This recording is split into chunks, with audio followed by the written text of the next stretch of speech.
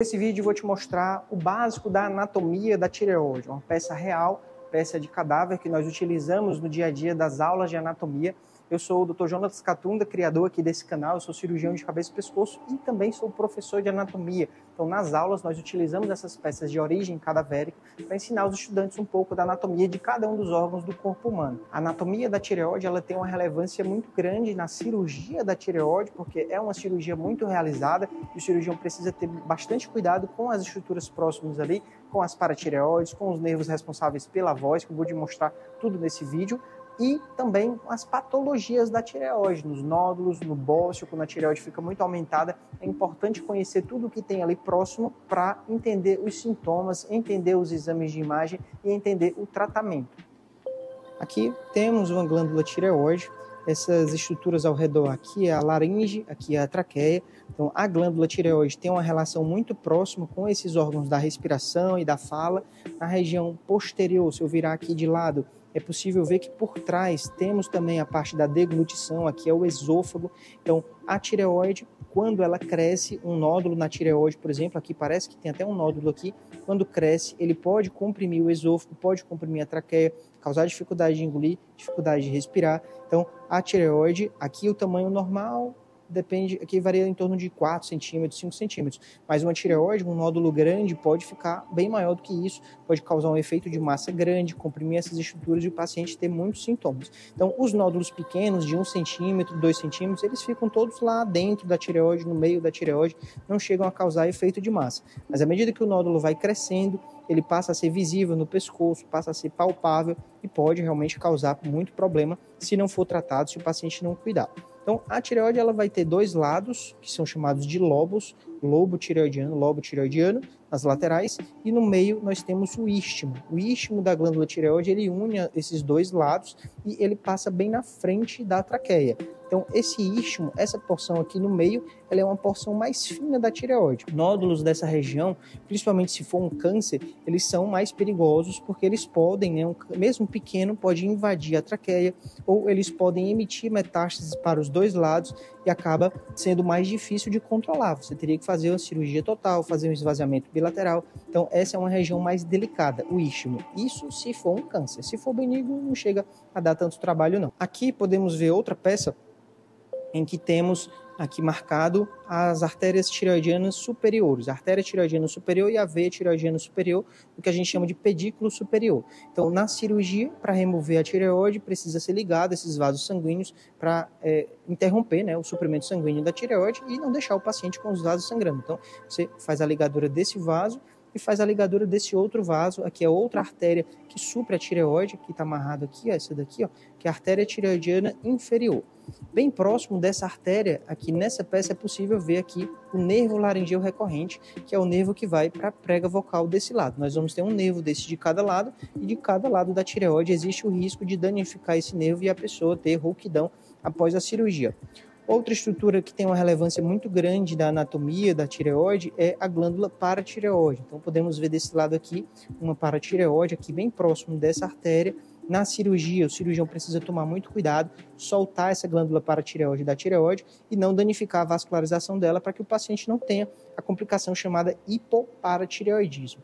Nessa peça aqui também, podemos ver nessa região aqui chamada de paratraqueal. Então aqui está a traqueia, aqui está na lateral da traqueia, nós temos aqui uma estrutura chamada linfonodo. Esse é um linfonodo que não está tão normal, pode até ser que essa peça cadavérica aqui, a pessoa tinha um problema da tireoide ou até um câncer de tireoide, mas aqui é possível ver um linfonodo nessa região e é justamente o que pode acontecer. O câncer pode começar na tireoide e migrar para os linfonodos no que a gente chama de metástase. Quando isso acontece, além de remover a tireoide, é necessário fazer uma cirurgia chamada de esvaziamento cervical. Então, no esvaziamento cervical, precisa ser preservado esse nervo, precisa ser preservada a paratireoide e remover toda essa gordura, incluindo todos os linfonodos dessa região, para não deixar doença, para que o paciente fique curado. Do outro lado dessa peça, podemos ver a mesma artéria tireoidiana superior aqui, que vai suprir essa região superior. Aqui podemos ver a artéria tireoidiana inferior. E bem próximo aqui temos a glândula paratireoide inferior, que também precisa ser removida, preservada na cirurgia. Essa daqui, repare que ela está numa localização quase que em cima da tireoide. Então essa daqui teria uma facilidade maior para o cirurgião, sem querer levar ela junto, se ele não prestasse atenção. se for uma tireoide muito grande, muito aumentada, acaba acontecendo isso com uma frequência maior, e aí depois da cirurgia o paciente pode ter a complicação do hipoparatireoidismo. Nessa peça podemos ver os músculos que ficam na frente da tireoide, que no caso aqui é o músculo externo-tireoide.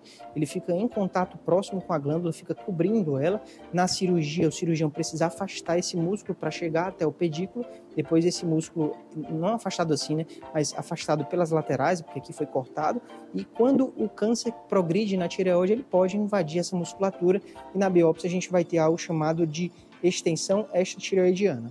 Aqui, outro músculo que nós temos, além desse daqui que eu acabei de comentar, é esse músculozinho aqui, que é o músculo cricotireoide. É um dos músculos responsáveis por aumentar o tom da voz. Esse músculo, ele fica muito próximo aqui do pedículo superior, e o nervo que vem para ele, que é o ramo externo do nervo laringeu superior, ele é um músculo, um nervinho bem fininho, tá bem aqui, só um cabelinho de nada. Na cirurgia, ao ligar o pedículo superior, o cirurgião pode, sem querer, ligar esse nervinho e o paciente vai ter problemas de alterar o tom da voz. Por exemplo, na hora de cantar, na hora de falar mais alto, o paciente pode ter esse problema caso esse nervinho seja danificado ou esse músculo seja danificado.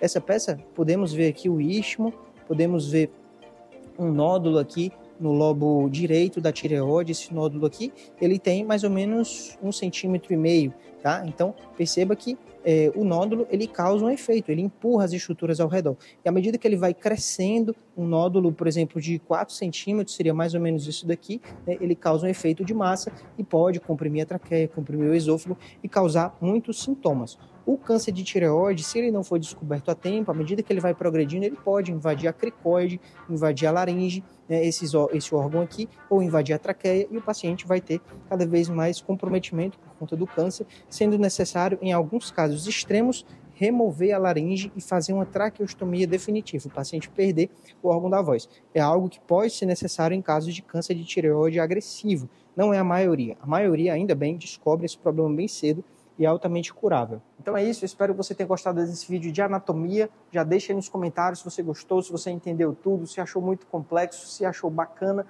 Isso me ajuda a entender se vocês estão gostando, para que eu traga mais vídeos como esse de anatomia aqui no anfiteatro, onde eu dou aula. Tá? Tenho peças de tudo que é na região de cabeça e pescoço. Posso gravar mais aulas como essa daqui, mas apenas se você comentar, se você deixar o gostei, para que eu saiba que esse vídeo foi útil, que esse vídeo foi importante na sua trajetória. Muito obrigado e até o próximo.